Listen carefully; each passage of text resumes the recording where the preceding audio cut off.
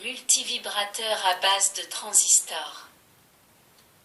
Après avoir vu les fonctionnements des multivibrateurs astables, monostables et bistables à tubes électroniques, 22e leçon, nous allons voir les multivibrateurs à base de transistors. Étant donné que les montages similaires à tubes électroniques sont tous étudiés dans les leçons théoriques 21 et 22, voire sommaire électronique de base, donc groupés dans 2 leçons, il est inutile de revoir ceci dans cette théorie. Qu'il s'agisse de multivibrateurs à tubes ou à transistors, on distingue 3 types de montage. A. Les multivibrateurs astables engendrant une onde carrée sans aucun signal de commande. B. Les multivibrateurs monostables, délivrant une impulsion carrée, après application d'une impulsion de commande.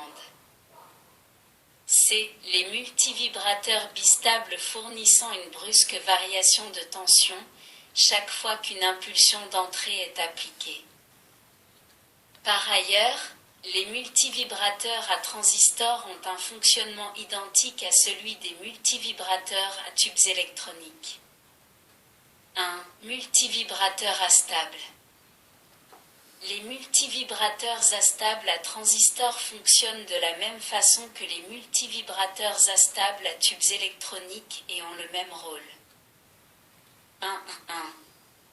Multivibrateur Abraham-Bloch.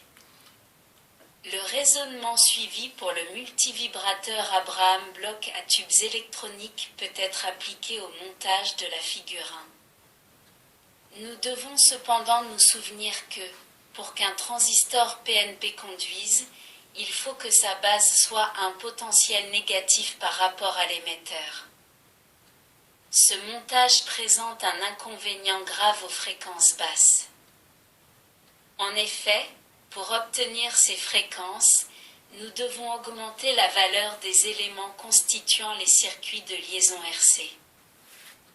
Or, nous sommes limités par la valeur des résistances de base des transistors, celles-ci doivent avoir une valeur assez faible, de façon à ce que le courant base soit important et permette la saturation du transistor.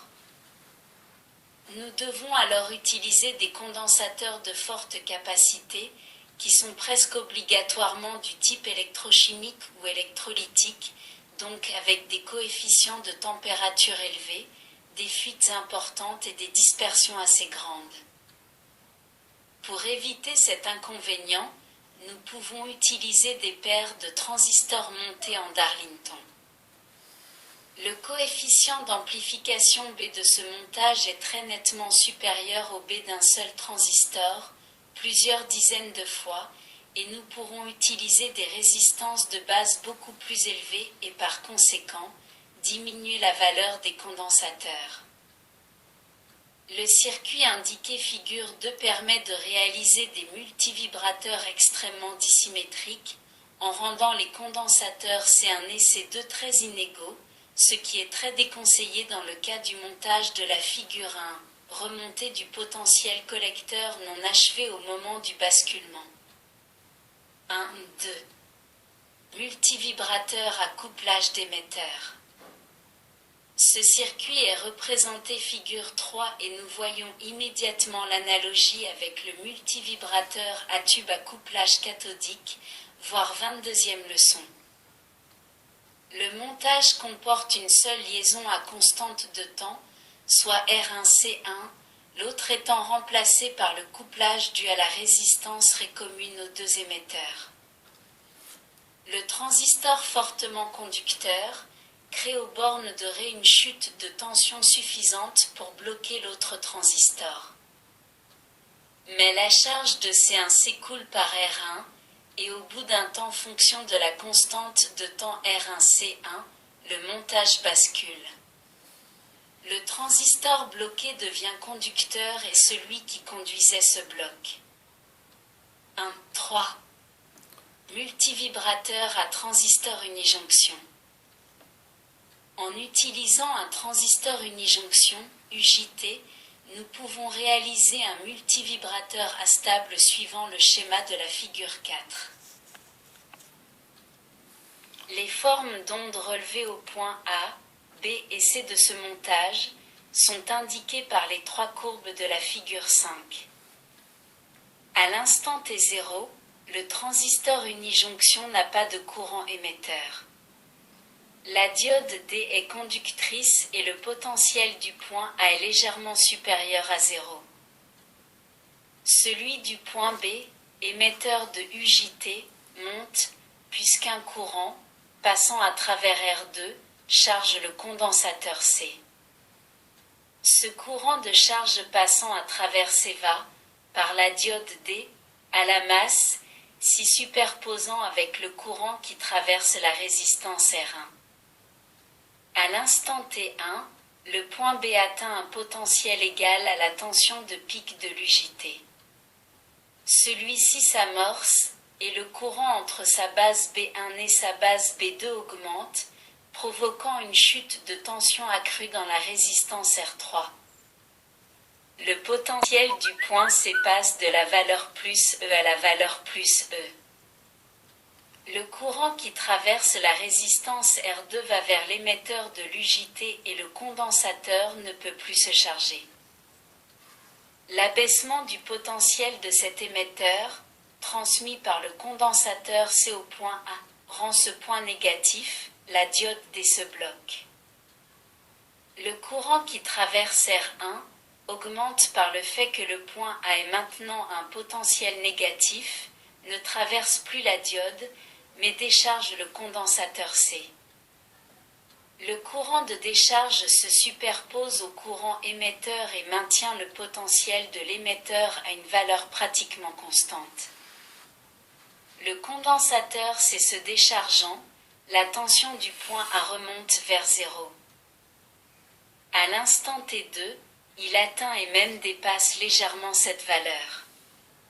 La diode D redevient alors conductrice et le courant qui passait dans R1 ne va plus vers l'émetteur de l'UJT en déchargeant C, mais s'écoule à la masse à travers la diode D. Dans ces conditions, le courant qui passe dans la résistance R2 peut recharger le condensateur C. Le courant émetteur de l'UJT diminue et celui-ci se désamorce. La tension au point C remonte de la valeur plus E à la valeur plus E. La tension au point B remonte exponentiellement vers la valeur de la tension pic de l'UJT, qu'elle atteindra à l'instant T3. À ce moment, le transistor s'amorce et tout se déroule suivant une loi périodique.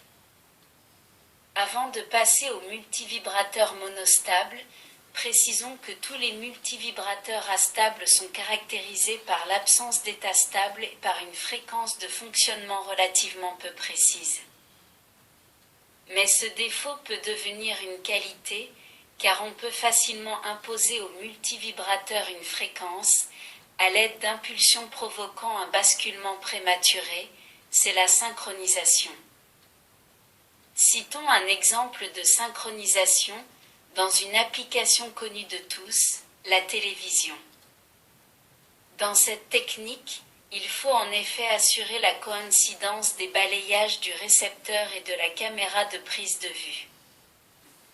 À cet effet, des impulsions sont transmises par l'émetteur télévision et appliquées aux étages de balayage, de façon à asservir ceux-ci en fréquence. Ce sujet qui sort du cours de base est évidemment traité en détail dans les leçons de spécialisation télévision. Il n'est cité ici que comme exemple d'application des multivibrateurs astables. 2. Multivibrateurs monostables. Comme leur nom l'indique, les multivibrateurs monostables ont un état de fonctionnement stable et un état instable. Plus précisément, après application d'un signal de commande, ils passent de l'état stable à l'état instable mais reviennent automatiquement à l'état d'origine, la position stable. Ils restent dans cet état jusqu'à ce qu'une nouvelle impulsion de commande ne vienne les faire rebasculer dans l'état instable et ainsi de suite. 2.1. Multivibrateur monostable fondamental. Comme indiqué plus haut, le multivibrateur monostable de la figure 6 présente un état stable et un état instable ou quasi stable. Une impulsion de déclenchement fait basculer le montage dans l'état instable. Ensuite, le montage revient de lui-même à l'état stable. Le circuit de la figure 6 est dérivé du multivibrateur astable Abraham Bloch. On a simplement remplacé l'un des couplages capacitifs croisés par un couplage résistif. En réalité, on dispose, en parallèle sur la résistance de couplage, un condensateur qui sera ignoré pour le moment. À l'état stable, T2 conduit à saturation et T1 est bloqué. Le blocage de T1 est obtenu grâce au courant circulant dans le pont des résistances formées par RC2, R1 et R2. Cette tension, VB1, suit les variations de tension du collecteur de T2. Lorsque VC2 égale -E, T2 bloqué, VB1 est légèrement négative, lorsque VC2 égale 0, T2 à la saturation, VB1 est positive, T1 bloqué. Le transistor T2 est polarisé par la résistance RB2, calculée de façon à faire conduire le transistor T2 à saturation. L'impulsion de déclenchement négative débloque le transistor T1. La variation du potentiel collecteur de T1 est retransmise à la base de T2 et celui-ci se bloque. Le condensateur C1 peut alors se décharger à travers T1, la source, E et la résistance RB2. Le courant de décharge maintient une tension de polarité positive sur la base de T2 qui ne conduit pas. Lorsque la décharge de C1 est terminée, le potentiel de base T2 redevient négatif et T2 conduit à la saturation. La tension collecteur de T2 diminuant, cette variation est transmise par R1 et R2 sur la base du transistor T1 qui se bloque à nouveau. Le phénomène n'est pas entièrement terminé, il faut en effet que le condensateur C1 se recharge. Il le fait à travers la résistance RC1 et la jonction base-émetteur du transistor T2. Au bout d'un temps égal à 3 fois cette constante de temps, le condensateur est chargé à 95% de sa valeur limite. On considère à ce moment que le montage peut fonctionner si on lui applique alors une nouvelle impulsion de déclenchement dans des circonstances très voisines de celles du fonctionnement précédent. Le temps mis par le condensateur pour se recharger est appelé temps de récupération. La figure 7 montre les différentes courbes de tension que nous pouvons relever sur ce montage. La capacité d'entrée du transistor T1 réduit le gain aux fréquences élevées, ce qui augmente le temps de commutation. Dans la pratique, l'atténuation due à la capacité d'entrée est compensée par la mise en parallèle de ces deux, en pointillé sur la figure 6, sur R1. Ce condensateur, quoique non indispensable au fonctionnement de l'univibrateur, permet d'accélérer le basculement de ce dernier et de le rendre plus facile, en transmettant mieux à la base de T1 le front raide de la tension carrée apparaissant sur le collecteur de T2. Le multivibrateur monostable fondamental est évidemment très stable en fréquence, puisqu'il est commandé par des impulsions de déclenchement. Le temps pendant lequel le montage reste à l'état instable, T2 bloqué, T1 conduisant, est déterminé par la constante de temps du circuit de décharge du condensateur C1. On considère que les résistances de la jonction base-émetteur de T2 et de la source moins sont négligeables. La durée de l'état instable est donnée approximativement par la formule T égale 0,7x, C1x RB2. 2. Univibrateur à couplage par les émetteurs. Ce montage, représenté figure 8, est identique au circuit à tubes électroniques que nous avons étudié dans la leçon théorique 22. Le transistor T2 est polarisé par la résistance RB2, de façon à être fortement conducteur. Le transistor T1 est pratiquement bloqué. La chute de tension dans R, E renforce cet état de choses et en l'absence du signal extérieur, il n'y a aucune raison pour que cette situation se modifie. Le montage reste à l'état stable. Si nous appliquons une impulsion négative sur la base de T1, celui-ci devient momentanément conducteur et transmet, à travers C1, une impulsion de blocage au transistor T2. Le montage bascule et le condensateur C1 se décharge à travers T1, RE, la source -E et la résistance RB2. Le courant de décharge maintient une tension base VB2 positive par rapport à celle de l'émetteur de T2 qui reste bloqué. Au bout d'un certain temps, déterminé par la constante de temps RB2 et C1, la charge de C1 s'est écoulée par RB2. T2 redevient conducteur et rebloque T1 par le courant dans RE. Le montage est revenu lui-même à l'état stable. Une nouvelle impulsion de commande déclenchera le basculement du montage et son retour à l'état de repos. Le circuit de la figure 9 est aussi un univibrateur à couplage par les émetteurs, mais le fonctionnement a été amélioré par l'adjonction d'une diode D et de deux résistances R3 et R4. Il est préférable, pour la stabilité du montage, de faire en sorte que le transistor T2 ne soit pas à la saturation dans son état de conduction. La diode D limite le potentiel négatif de base à la valeur fixée au point A, par le pont de résistance R3 et R4. Pour que la diode agisse, il faut que le potentiel du point A soit plus négatif que celui du point B. En effet, si la tension base n'est pas négative par rapport à celle de l'émetteur, le transistor T2 ne conduit jamais. Suivant la valeur du potentiel constant de la base T1, potentiel fixé par le pont diviseur de tension formé par R1 et R2, on peut faire varier la conduction de T1 et par conséquent modifier le rapport cyclique du signal de sortie. Si ce potentiel est trop bas, le monostable ne fonctionne pas. Quand T2 a tendance à être bloqué, le courant qui passe dans T1 est faible, résistance interne du transistor élevée. Le courant de décharge de C1 produit alors dans RB2 une chute de tension trop faible pour maintenir T2 bloqué. Si par contre, le potentiel de base de T2 est trop élevé, le tout entre en oscillation permanente et devient un multivibrateur à couplage par les émetteurs. Le potentiel de base de T1 doit donc être compris entre ces deux valeurs critiques.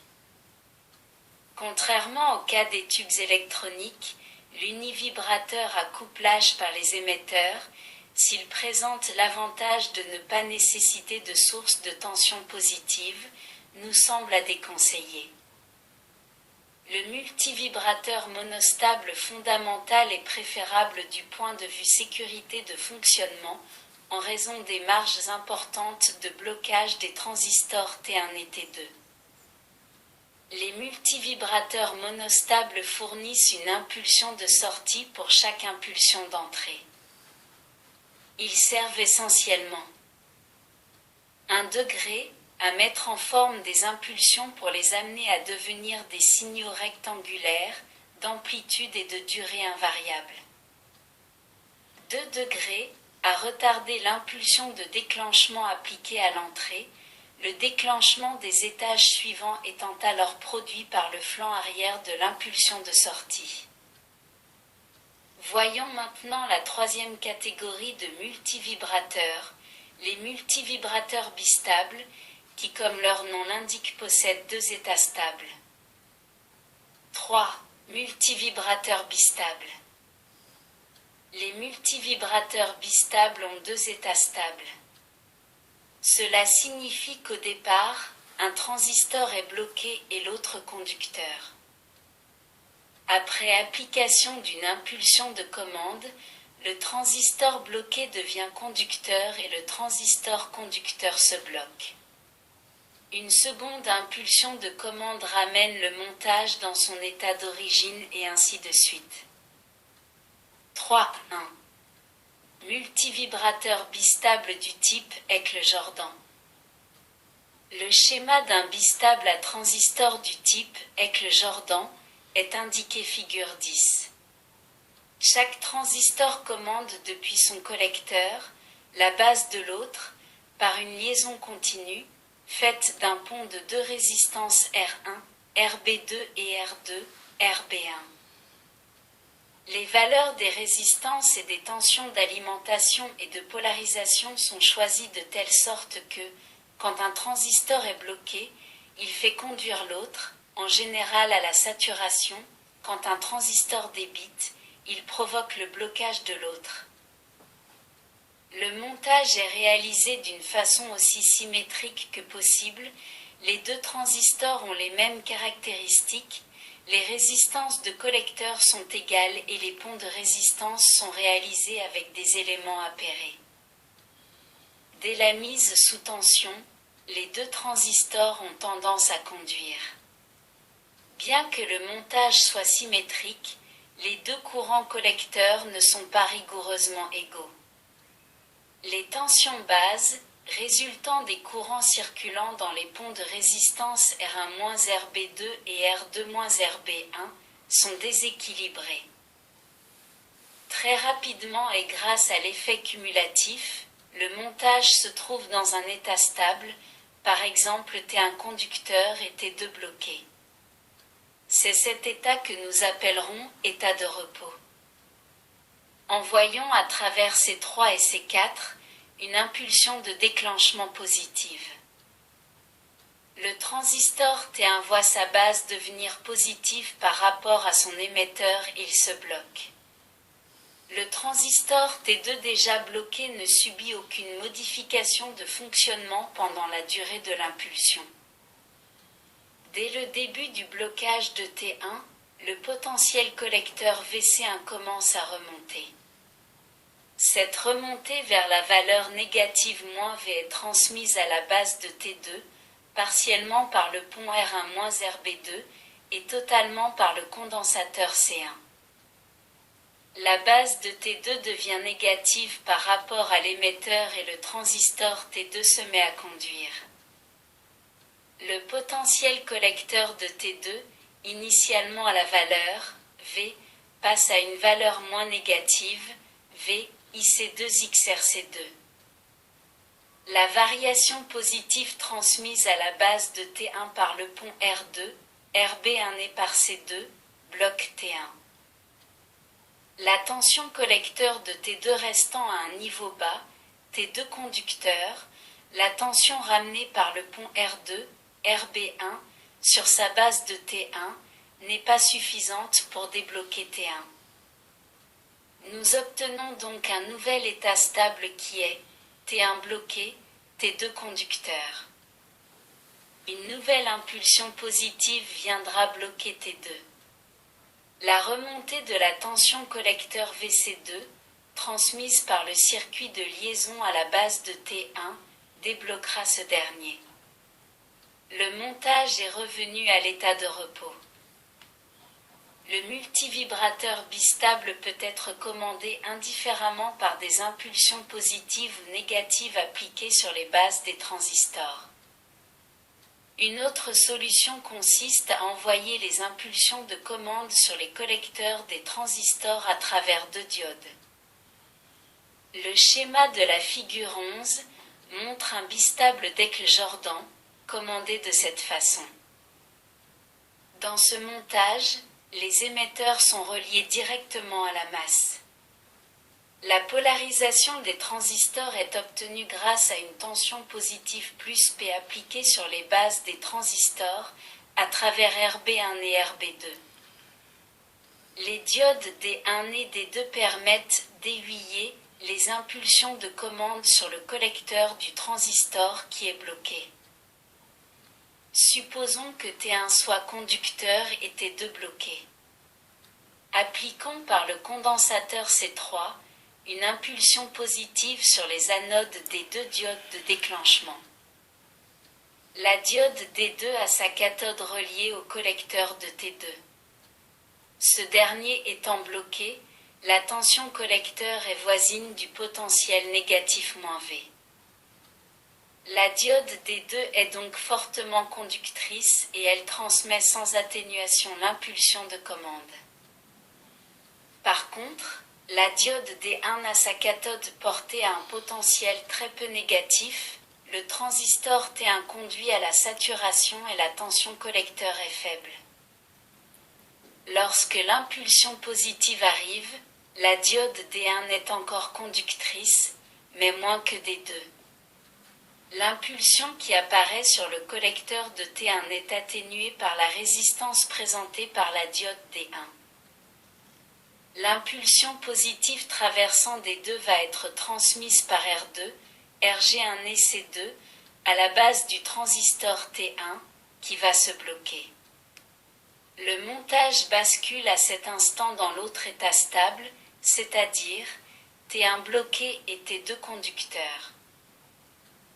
Nous terminons ainsi nos explications sur les multivibrateurs astables, monostables et bistables à base de transistors et nous allons entreprendre quelques circuits particuliers, écrêteurs négatifs, écrêteurs positifs et écrêteurs mixtes.